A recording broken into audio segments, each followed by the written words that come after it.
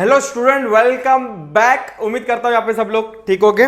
यहाँ पे अपना चैप्टर्स नंबर फर्स्ट ओसी का चल रहा था, ऑलरेडी चल क्या रहा था, ऑलरेडी खत्म हो चुका है। एक्सरसाइज वाला पार्ट पेंडिंग है, तो let's start with the exercise, क्योंकि मैंने जो कमिटमेंट किया है आप लोग के साथ कि मैं एक्सरसाइज भी आपको पढ़ाऊंगा। यहाँ पे देखो, तुम लोग को पता है कि जैसे कि मैं इस बार मैंने बुक मेरे हिसाब से क्या किया है, मॉडिफाई किया है थोड़ा, मतलब इट्स नॉट मॉडिफाई, जस्ट जो इंपॉर्टेंट लाइन है वो सब मैंने क्या किया है, लिया है यहाँ पे। बाकी पूरा जो लाइन बोलूँ, पूरा जो थियरी पोर्शन बोलूँ, वो पूरा किसका है, आपका बुक का ही है। सो आपको ये वाला जो पीडीएफ, बहुत सारे बच्चे लोग कम रिक्वेस्ट कर रहे थे कि सर प्लीज़ बच्चे ये मुझे पीडीएफ चाहिए, तो डोंट वरी, जैसे एक्सरसाइज आज खत्म हो जाएगा विथ, देखो एक्सरसाइज के अंदर भी मैंने ना आंसर टिक किया है, तो आपको ये सब चीज़ें आपको मेरी टेलीग्राम चैनल को फॉलो करना पड़ेगा, क्योंकि वहाँ पे मैं क्या करूँगा, ये शेयर करूँगा। तो आप क्या कर लेना, आप ये मैं आज ही जैसे एक्सरसाइज खत्म होते ही आज या तो कल मैं क्या कर दूंगा, ये वाला पोस्ट कर दूंगा पीडीएफ फाइल। ऐसे ही second number chapter second third fourth सबकी पीडीएफ हीरेन सर इस बार बनाने वाले हैं, खुद के हिसाब से मॉडिफाई करेंगे, जो इंपॉर्टेंट कंसेप्ट को रखेंगे, बाकी सब डिलीट मार देंगे। यस, क्योंकि बहुत सारे बच्चे लोग को लास्ट टाइम पे रिवीजन के लिए फटाफट शॉर्ट में चाहिए, तो ये पीडीएफ बेस्ट होगा, हेल्पफुल हो जाएगा उसको। और अपने फ्रेंड सर्कल में भी प्लीज शेयर करना और उनको भी बताना कि हिरेन सर यहाँ पे फ्री ऑफ कॉस्ट एजुकेशन दे रहे हैं, लेक्चर्स दे रहे हैं, तो प्लीज़ मुझे फॉलो करिए टेलीग्राम चैनल पे, इंस्टाग्राम पे, मेन यूट्यूब पे, क्योंकि यूट्यूब पे फॉलो करना बहुत ज़रूरी है। अदरवाइज हिरेन सर कभी आके चले जाएंगे मालूम ही नहीं करेगा, तो इसलिए आपको फॉलो करना है, सब्सक्राइब करना है चैनल को और बेल आइकन को क्लिक करना भूलना नहीं है, अदरवाइज नोटिफिकेशन नहीं आएगा। Let's start exercise. Select the correct options and rewrite the statement. One second बता रहे हो कि आपको एग्जाम में भी आपको क्या करना है, रीराइट करना है, मतलब पूरा क्वेश्चन एज इट इज लिखना है।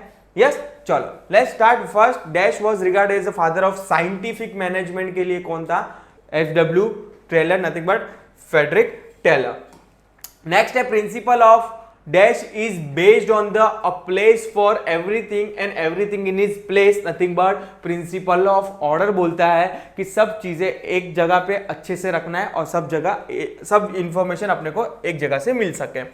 Member of organization should be receive order from the one superior, otherwise वो मेनी सुपीरियर और ऑल सुपीरियर से अगर उसको सब इंफॉर्मेशन मिली तो कंफ्यूज हो जाएगा। अगर आपको मैनेजमेंट प्रॉपर करना है, प्रॉपर ऑर्डर करना है, प्रॉपर वर्क प्रॉपर ऑर्गेनाइज करना है, तो एक सुपीरियर और एक सबऑर्डिनेट होना जरूरी है। तो यहाँ पे क्लियरली बोल रहे हैं, member of organization should receive order from one superior only. Scalar chain means the hierarchy of authority, कि भाई स्केलर चेन क्या होता है कि प्रॉपर ऑथोरिटी क्या हो, डिस्ट्रीब्यूट हो, और प्रॉपर इंफॉर्मेशन क्या हो, कम्युनिकेशन प्रॉपर टॉप लेवल में से बॉटम लेवल में, लोअर लेवल बोल सकते हो आप, लोअर लेवल तक पहुंचे। Scalar change means the hierarchy of authority from the top level to the lower level for the purpose of the communication. Taylor recommended total dash foreman to control the various aspect of the production. Taylor ने total 8 कितना दिया था, 8 दिया था foreman to control the various aspect of the production. तो मैंने answer already yellow में tick mark किया है, आपको फटाफट रिवाइज करना है तो कर सकते हो। ये वाली फाइल बनाने का मेन पर्पस यही था, तुम लोग फटाफट क्या कर सकते हो, अपना इधर उधर तो ढूंढने से अच्छा है फटाफट क्या कर दो, ऑब्जेक्टिव रिवाइज कर दो, क्योंकि एग्जाम के दिन ऑब्जेक्टिव बहुत ज्यादा मायने रखता है, क्योंकि आपको खुद को मालूम है 15 से 20 मार्क के आपके खाली क्या है, ऑब्जेक्टिव है। एक सिंगल मार्क्स भी, मार्क कसम खा के बैठना, सिंगल मार्क्स भी क्या होना चाहिए, मिस नहीं होना चाहिए, रॉन्ग नहीं जाना चाहिए ऑब्जेक्टिव्स में एटलीस्ट। यस, चलो मैच द कॉलम। अभी मैच द कॉलम सर कैसे मालूम गिरेगा कौन सा आंसर क्या है, अरे भाई टेंशन नहीं लेने का, जो कलर यहाँ पे उसका साइमल्टेनियस सेम कलर यहाँ पे दिया रहेगा वो उसका आंसर होगा। वाह सर क्या मेहनत करते हो आप लोग के लिए, बच्चे लोग, ये सब चीजें आप लोग के लिए, तो प्लीज बिंदास ये पीडीएफ शेयर करो, जितना हो सके ये पीडीएफ क्या कीजिए अपने फ्रेंड सर्कल में 12th स्टैंडर्ड में शेयर कर दीजिए।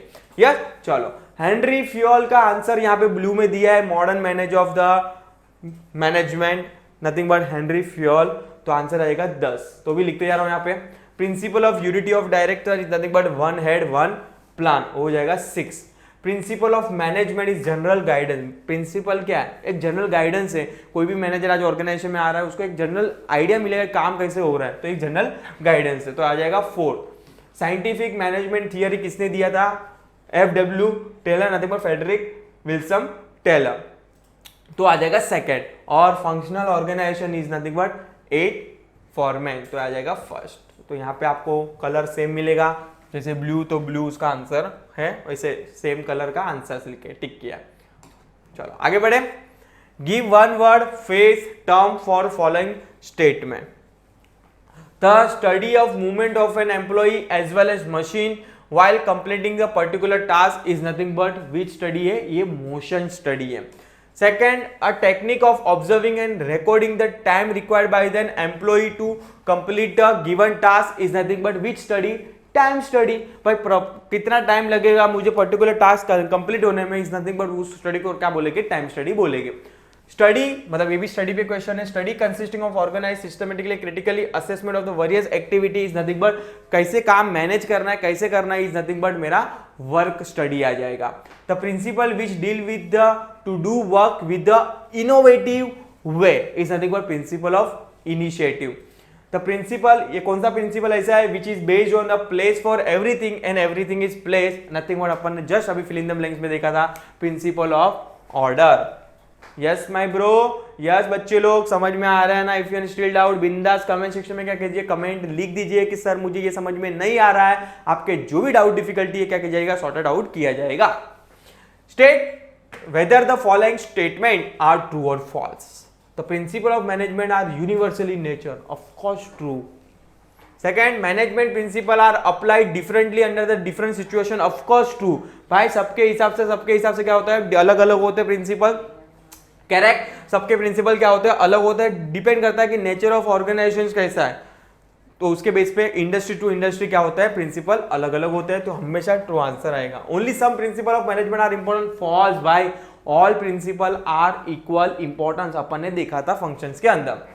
Next, Henry Fayol has given the different technique of management, of course नहीं। क्यों हेनरी फ्यूल ने टेक्निक नहीं दिया था, किसने दिया था, साइंटिफिक मैनेजमेंट फ्रेडरिक टेलर ने क्या दिया था, टेक्निक्स दिया था। FW Taylor has proposed 14 principle, अरे भाई टेलर ने 14 प्रिंसिपल नहीं दिया था, किसने दिया था, हेनरी फ्यूल ने प्रिंसिपल। तो ये स्टेटमेंट क्या है, फॉल्स है। और each member of organization should receive order only from the one superior, of course true. तो ही प्रॉपर क्या होगा, ऑर्गेनाइजेशन में काम होगा, अगर एक सुपीरियर से आंसर मिला तो। सेकेंड आ जाता है अभी equation, find odd one.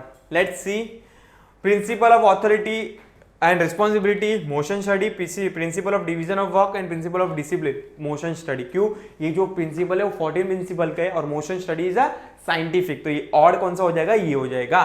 Fatigue study, principal of unity of command, work study, motion study, principal of unity command, because ये सब साइंटिफिक है, ये प्रिंसिपल हेनरी फ्यूल का है। Next, correct the underline word and rewrite the following statement. यहां पे भी answer मैंने लिख दिया है already.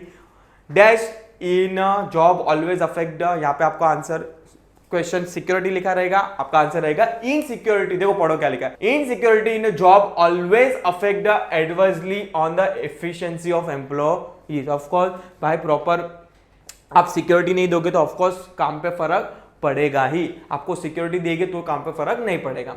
Spirit day corps means unity is strength. Each member of organization should receive the order from the only one superior. This means centralization means the concentration of power and authority at a specific positions. और last लिखा है management principle are applied differently under the different conditions. तो answer आएगा principal. Last यहाँ पे दिया है case study. देखो केस स्टडी हमेशा अपने हिसाब से समझना है, मे बी आंसर थोड़ा बहुत अलग भी हो क्योंकि सबका जो नजरिया है सोचने का अलग अलग हो सकता है, बट हाँ सर्टन पॉइंट में मैच होना जरूरी है।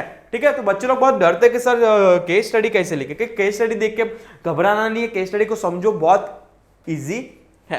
लेट्स सी, पहला केस स्टडी है mister Harshad is an entrepreneur. पहला तो क्या लिखा है, मिस्टर हर्षद क्या है भाई, बिजनेसमैन है। कौन है, बिजनेसमैन है। And engage in the production of the eco friendly utensils. Both male and female worker are working his factory. Of course, all member employee are directly working on the machine, whereas the female employee working on the packaging department. मतलब इस हर्षद का business है, उसके अंदर दोनों काम करते हैं, मेल और female.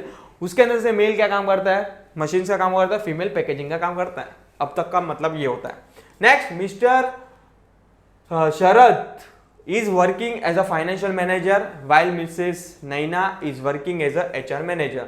Who is responsible for recruitment of employee in a factory? On the basis of these identify the principle. पहला तो क्या लिखा है, identify any one principle of management in above cases. मतलब अपने हिसाब से क्या लगता है कि क्या कौन सा प्रिंसिपल, वो जो 14 प्रिंसिपल दिया है हेनरी फ्यूल के, कौन सा प्रिंसिपल यहाँ पे मैच होता है। मेरे हिसाब से देखो यहाँ पे देखो प्रॉपर वर्क क्या किया है, डिवाइड किया है। तो यहाँ पे पहला मेरे को समझ में आ रहा है डिवीजन ऑफ वर्क। इतना पैराग्राफ पढ़ने के पहले क्या समझ में आ रहा है, प्रॉपर काम क्या है, डिवाइड किया है, तो is nothing but division of work. तो यहाँ पे उन लोगों ने बोला है कि खाली वन क्या करो, आप आइडेंटिफाई करो, तो अपन ने आइडेंटिफाई कर दिया, नथिंग बट डिवीजन ऑफ, कि प्रॉपर अपने अपने काम को क्या क्या डिवाइड करके रखा। सेकंड क्वेश्चन क्या बता, what is the designation of Mrs Naina in this organization. अरे भाई क्लियरली लिखा है ना, मिसेस नैना क्या है, is a human resources manager. Third, इतने बच्चे ऐसे केस स्टडी आते बच्चे लोग डर जाते हैं। और लास्ट क्वेश्चन है, who is the responsible for overall planning of the organization. भाई अल्टीमेट प्लानिंग मैनेजमेंट कौन करता है, अल्टीमेट प्लानिंग कौन करता है, टॉप लेवल मैनेजमेंट करता है। बट यहाँ पे टॉप लेवल मैनेजमेंट में कौन है, हर्षद, जिसका बिजनेस है वो कौन है, हर्षद। तो Harshad is ultimate responsible for the overall planning of the organization. Case study हो गया और लास्ट केस स्टडी है, और यहाँ पे आई थिंक सो खत्म हो जाएगा। यस, यहाँ पे खत्म हो जाएगा। लास्ट केस स्टडी है, second case study. In fine diamonds limited 200 employees are working in 3 shift. Okay, 200 जन का स्टाफ है, 3 शिफ्ट काम करता है। पहला शिफ्ट 60 एम्प्लॉइज का, सेकंड 60 का 120 हो गया, और थर्ड 80 का मतलब 200 हो गया। Are working without sufficient break except lunch break and shift change break. No employee is able to complete the work in a designated time due to the inappropriate time management which result into the delay in the next shift of employee। मतलब उन लोग ने क्या case study में समझाया है कि 200 employees है, उसको काम ही कर रहे, खाली एक ही ब्रेक मिल रहा है जो है lunch break, without any break. तो अभी इसके बेस पे उन लोग ने केस स्टडी पूछा है। पहला क्या पूछा, आइडेंटिफाई द विच साइंटिफिक। देखो पहले उन लोग ने बोला कि आपको साइंटिफिक प्रिंसिपल से आइडेंटिफाई करना है कि identify which scientific principle needs to be followed by the company. तो मेरे हिसाब से अपन ने रूल ऑफ थंब वाला देखा था। देखो यहाँ पे आपका मैं प्रिंसिपल लेके आता हूँ साइंटिफिक का। यस, ये आ जाएगा scientific not rule of thumb. यहाँ पे आपको प्रॉपर क्या करना है, ऑर्गेनाइज करना है काम को, प्रॉपर क्या करना है, वर्क डिवाइड करना है। तो पहला प्रिंसिपल आप बोल सकते हो कि कौन सा आएगा, साइंटिफिक का not rule of thumb. Yes, तो ये वाला आपका पहला क्वेश्चन क्या है, पहला क्वेश्चन लोग ने बोला है कि आइडेंटिफाई करो which scientific principle needs to be followed by the company. जो मैंने बोला रूल ऑफ थंब, जहां पे प्रॉपर ऑर्गेनाइज करना है चाहिए।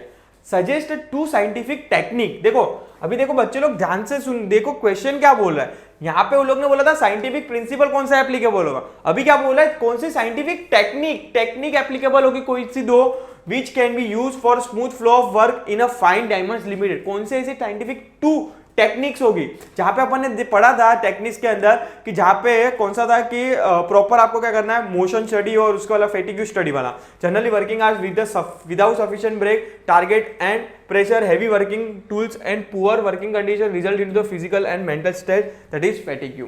तो आपको पहले फैटिग्यू स्टडी करना है, वर्क स्टडी करना है, टाइम स्टडी करना है। तो आप बोल सकते हो वर्क स्टडी के अंदर आपको मेनली कौन सी 2 टेक्निक होनी चाहिए, एक वर्क स्टडी के अंदर टाइम स्टडी, और क्या होना चाहिए, फैटिग्यू स्टडी, कि जहां पे प्रॉपर ब्रेक मिले, प्रॉपर वर्क क्या हो जाए, डिवाइड हो। तो ये टेक्निक्स के अंदर ये 2 आ सकता है। नेक्स्ट और लास्ट क्वेश्चन क्या बोला है उन लोग ने कि आई थिंक सो पूछा है कि why the work is not being completed in time. क्यों काम कंप्लीट नहीं हो रहा। अरे भाई ना तो प्रॉपर आपने वर्क क्या किया, वर्क डिवाइड किया, ना तो कोई स्टैंडर्ड फॉलो कर रहे हो, ना तो कोई टाइम मैनेज कर रहे हो आप लोग। मतलब ये सब रीजन लिख सकते हो आप कि भाई उसके कारण क्या हो रहा है, काम डिले हो रहा है। ठीक है, तो आप लिख सकते हो क्योंकि नो प्रॉपर ब्रेक है, कोई प्रॉपर ब्रेक नहीं है। अगर प्रॉपर ब्रेक नहीं देखो तो जो एफिशिएंसी लेवल है वो ज़्यादा निकल के नहीं आएगी, तो काम डिले ही होना है। तो यहाँ पे चैप्टर नंबर 1 पूरी तरह कंप्लीट हो चुका है। और ये वाला बुक, मतलब ये वाला बुक क्या बोल रहा हूँ, ये वाला जो PDF में मैं टेलीग्राम के चैनल पे डाल दूंगा, तो आप वहाँ से डाउनलोड करके सब जगह शेयर कर सकते हो। ठीक है, तो मिलेंगे नेक्स्ट चैप्टर्स के लिए, चैप्टर नंबर 2।